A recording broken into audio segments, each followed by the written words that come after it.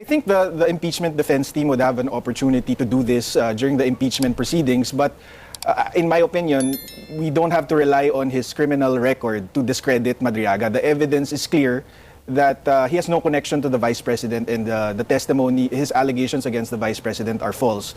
If at all, you can use his criminal history to prove that he has no connection to the VP insofar as he claims that he was with the Presidential Security Group, with former President Duterte, and later with the VP SPG, the group entrusted to protect the Vice President. We have testimonies from 2 former PSG commanders and a VP SPG commander attesting that Madriaga, with his criminal history, is not even allowed to go near former President Duterte. And Make sense, di ba?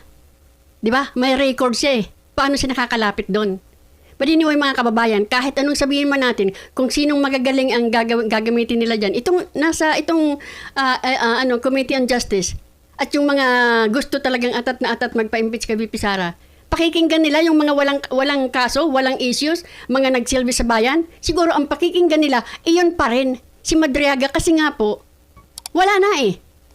Wala na silang mailabas kasi nga po, siguro meron pa kayong hiya dahil wala naman talaga kayong ebidensya. Namnamin po ninyo ito, bago dumating itong Tuesday, muli, balikan ninyo ito, isipin ninyo, itong Madriaga na to na pinipilit po nila na gawing resource person or witness. Nakakaloko kayo. Yung taong may records nakakalapit sa presidente, sa vice president. Diba? Pakinggan po natin ito. Kaya ko lang naman gustong ibalik ito, kung hindi pa ninyo nakikita, ay para tingnan natin kung ano sasabihin nitong si Madriaga ngayong Tuesday, ngayong February 14. Kung ano-anong sinasabi niya. Ang layo, mga kababayan. Ang layo talaga. Vice President Sara Duterte, let alone be entrusted with Correct. protecting them or working for them. So, yun, that's what you can use it for. And on that note, when you said that he was not part of the Vice President Security Group, meron ditong isa sa mga claims nga ni Madriaga that he was a member of the presidential or the vice Tama, ma'am. Claim. Pero walang katuturan. Claim lang niya. presidential security group, and yet you have affidavits from the VPSG commander, former commander, and also the security group, and even a certification from Yes. the presidential Correct. security group that he was never Yes. part of the VPSG. So, bakit siya gumawa ng ganung claim? So, Kung madali pala ma-refute. yeah, ang tingin namin dito is he needs those he needs that background that He wants a get out of jail free ticket. Kasi siguro, nangyari na nga yung iba, mga nakakulong. Droga pa ang kaso, ang mga issues. Nakalabas. Saan sila nagpunta una? Nag-ano muna sila? Pumunta sila sa Quadcom. Nagdadaldal muna doon. Ngayon nakalabas na. Di nakita ni Madriaga yan. Siguro, pag ginawa niya rin ito, di ba?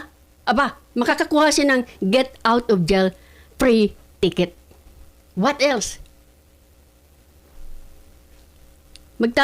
Mawawala ba sa isip ng taong bayan yan? Ang dami nating nakita dating mga nakakulong Yung kanilang mga kaso, mga wala pa, hindi pa dapat na, hindi pa available yung mga kaso. Nakakalabas. Diba? SG and VP SPG background to lend credibility to his claim that he's an insider that was entrusted with delivering alleged vehicles with cash, with millions in cash to different personalities. If those background claims are not true, then that dismantles his entire testimony. So I think that's why he pushed for this background claims. He needed a link to the vice president as being part of her inner circle, Correct. which was part of his allegation na kasama daw siya sa security and intelligence work for Vice President Sara. Right. Well, it's intriguing to me that in paragraph 2.6 of VP Sara's complaint, she mentioned that Madriaga was a former campaign supporter and a member of ISIP Pilipinas, which was one of the many parallel groups that were formed independently by campaign supporters. But also in VP Sara's complaint, she mentioned that in 2024, Ayan na ang gusto kong marinig ninyo.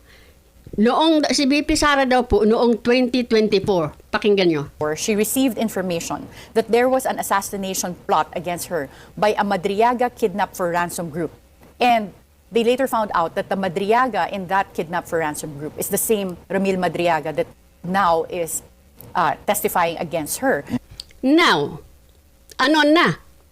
So, bakit parang may axe to grind si Madriaga against VP Sara? Hindi po. Siguro po hindi to yung meron si Madriagang axe to grind kay VP Sara kasi hindi nga po niya kilala, hindi nga po sila magkakalapit. Talaga pong sa palagay ko, itong ginagawa niya ay talagang gusto niyang magkaroon ng free pass or get out of jail free ticket. Nothing else. Di ba? Well, as we've shown in the complaint, VP Sara has no personal or professional relationship Yun na nga. with Madriaga, Diba? so she doesn't know why Madriaga has an axe to grind against Wala, her. diba? But what our evidence shows is it looks like Madriaga is using these false narratives against her in a bid to get out of jail. So Yun. we have one of our pieces of evidence in the complaint is a text message from Madriaga to Lieutenant Colonel Dennis Ayan, Nolasco, yan pa. who was former DepEd security officer, that he will be a state witness, di umano, and he will get out of jail. Looks like using these stories, concocted stories against VP. In that text message, he's trying to convince Lieutenant Colonel Dennis Nolasco to testify, to falsely testify that yung confidential funds, binigay niya daw kay Madriaga. Tapos si Madriaga na lang daw yung mag-explain kung anong nangyari dun sa funds. Oo. So- So that specific text that you mentioned appears in the Vice President's complaint. Yes. As an Oy, yung text nandun pala sa complaint ni VP. annex, right? Yeah. And also in the body Yeah. of the complaint. So Correct. VP Sara alludes to a plot to fabricate lies against her. So in that text message, it was dated December 12, 2025 from Colonel Nolasco, who was really in VP Sara's inner circle as a security. Lieutenant Colonel Dennis Nolasco was part of the VP SPG before it was deactivated, and he was also the DepEd security officer. Oo, so siya ang totoong may link kay VP Sara. Yes. And that message was addressed from Madriaga to Nolasco saying, meron na plano, sampahan kayo ng plunder. Yan. I'm offering you a way out. Remember, gobyerno ngayon ang kalaban. Galit na galit si PBBM kay Sara. Ayaw lang ipahalata. At gusto nila matanggal si Sara. Paano ka? So, kung meron kayong hawak na ganitong text message and you're able to authenticate it in court, are you thinking of using this in any other forum apart from the perjury complaint to also prove political persecution? Yes, so we've provided this message and all the evidence we've gathered against Madriaga to Attorney Michael Poa and the impeachment defense team. So our expectation is that they will use this evidence in those proceedings. Galing naman talaga ng HOR, no? Wala. Talagang wala silang pake. Kahit na magmukha silang tungi. Di ba? Pinipilit talaga, tingnan mo. Sinabi na nga ni Congressman Rufus Rodriguez na ang inyong source, ito nga si Madriaga, ay anong tawag doon? Polluted. Di ba? Pero, sige pa rin. Why? Di ba? Kasi nga, gusto nilang i-eliminate si VP Sara. Kung gusto ninyong i-eliminate si VP Sara, huwag kayong kumuha ng Madriaga. Kumuha kayo ng makatotoo. Hindi yung katulad niya. Na wala namang kinalaman kay VP Sara. Mamaya, masasabi ni Attorney Paulo Panilo kung sino ang nasa likod nito. Hindi directly, pero parang basang-basa na nila. Tawag nila nga Trillanes greatest hits laban sa Duterte. I think this shows that these impeachment complaints are purely politically motivated, because if the complainants and those people in Congress pushing for impeachment are relying on Madriaga, whose testimony is clearly false, then that just means that this is purely politically motivated against VP Sara. Gusto lang pong siraan. Kasi nakikita po ninyo parang bulag na po ang HOR ang Committee on Justice At yung members nila na nandyan, bulag na po sila. Wala na silang pakialam. Kung tama ba yung ginagawa nila, kung baka may strike, talaga mapupulaan sila, wala na po silang paki. Kasi alam nilang talo sila. Talo talaga sila. Kasi, yung kanilang issue, yung kanilang kaso, built on, sabi nga nila, assumption. Diba? Suspicion. Walang tinatayo ang matibay na foundation. Madaling magiba.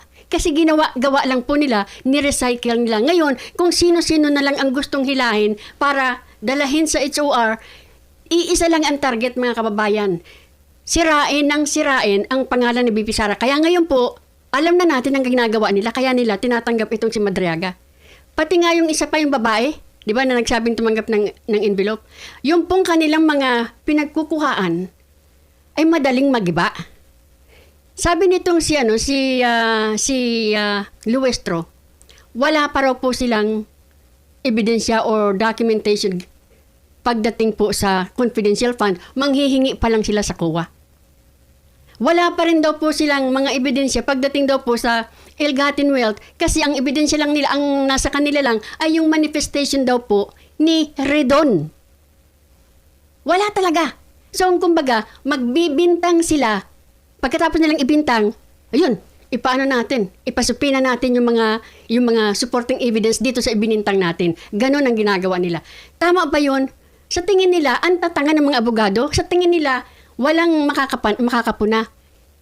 Alam nila po yan. Alam nilang mapupuna sila. Pero talagang ang target nila dito ay sirain si VP Sara. Ang problema nila, solido na po ang support ng kay VP Sara eh.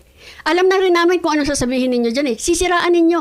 Hindi nyo naman sisira yan. Biro mo naman. Halos 3 taon nun niyang binibira si VP Sara. Hindi nyo mabira-bira. Ano pa? What else can you say? To take her down. Para masiraan siya. Lalo lang nagagalit sa inyo ang tao. Ang tatanga nyo kasi, sa totoo lang. Excuse my language. Do you think kung maharap siya sa korte, he will spill the beans as to who's offering him Yan. a state witness status in exchange for coming out with that sworn testimony against Vice President Sara? Well, that's a possibility, but also a possibility is that he stands firm on his testimony, but then we know that we can shatter his testimony on cross-examination because we know that. Sabi ko nga po, hindi po matitibay yung kanilang mga pinagkukuhaan. Mga shady po ba yung mga karakter? Madaling magiba. 'Di ba? Kasi nga po, yung kanilang intention talaga is not based on yung honesty mo ba? Yung hindi sila honest sa ginagawa nila. Gusto lang talaga nilang sirain si VP Sara. Dahil dyan, hindi naman po papayag. Siguro, ang taas. Nagkawan nyo na yan. Paulit-ulit nyo nang ginagawa yan. Dyan sa isang babae na kinatatakutan ninyo na si VP Sara. Hindi naman siguro. Di ba? Nag-i-interfere po paminsan-minsan. Di ba? Ang sabi nga nila, divine intervention, nangyari na po yan. Sa flood control, nangyari na rin po yan. Mangyayari pa rin dito dahil ang inaatake ninyo ay ang Vice President na wala namang kasalanan. Gawaan nyo lang ng kasalanan. Alam na po ng tao, sinong gusto nyong, yung paninira ninyo? Wala na. Salag na, sarado na, nakalak na. We don't want you. You lies and lies and lies. Para lang ninyo masiraan si VP Sara. Gonggong na lang ang maniniwala sa inyo. This guy is lying. Right. There are several allegations of Madriaga that were refuted by VP Sara in her complaint, including I also read the affidavit of Right. Madriaga. In paragraph 21, he says that he saw the wife of Ombudsman Ayan pa. Prosecutor Ryan Ray Kilala, or Rhea daw, who was a classmate of Vice President Sara in San Sebastian Law, Yeah. drive the same white Vios which received the delivery of 80 million pesos from Colonel Lunasco to the Santiago family. But in VP Sara's perjury complaint, she says that this is impossible because Attorney Kilala's wife, who apparently is named Aurora, doesn't even have a driver's license, and this is certified by the LTO because she doesn't know how to drive. Boom. Another one. Heck, And she also said, si Vice President Sara also said that hindi niya naging kaklase si Aurora, yung asawa ni Attorney Kilala sa San Sebastian. So this could also be certified by San Sebastian Law School. So kung ganun ka-incredible and meron palang mga blatant evidence against this, why would Madriaga again make up these types of stories? yeah. He wants to get out of jail. Yun lang, nothing else. Baka meron pa pong pabuya dyan. Malay mo, may malita din. Malay mo lang naman. For us, we think it's out of desperation. And mukhang ganun talaga eh. When you're not telling the truth, when you're putting a story together, you make your allegations general and hard to verify, but you have to sprinkle here and there details to make it credible. Ang malas niya is yung inimbento niyang detalye, imposible. Kasi nga, Hindi siguro alam na hindi marunong mag-drive. hindi marunong mag-drive si Rhea Kilala. Oo. Yan. Okay, so in VP Sara's complaint, she raised the suspicious timing of the Madriaga affidavit, which came out in November 2025, right after the Supreme Court came out with the decision declaring unconstitutional the impeachment complaints that were filed back then. If Madriaga has been in jail since 2023 for those kidnapping charges, 2023 pa po nakakulong. All of a sudden. Aba, oo nga pala, nakalimutan ko. Di ba? Parang ganun siya eh. paano siya nakapag-execute ng ayan affidavit pa. against VP Sara? At saka, would you know who reached out to him? We don't have that Pakinggan niyo. specific information, a direct link, but reading the Madriaga affidavit, halata sa amin kung sinong behind this. Kasi the Madriaga affidavit contains a compilation of former Senator Trillanes' greatest hits against the Dutertes. May pogo allegations, may drug money allegations, may magnetic lifters against Manscarpio, may confidential funds. Matagal nang linalako ni Senator Trillanes ito Diba? sa publiko at wala siyang matibay na ebidensya. So it's incredible for us na napakagaling naman na biglang may lalabas na Madriaga na may personal knowledge on all of these things Diba? and timing for the impeachment.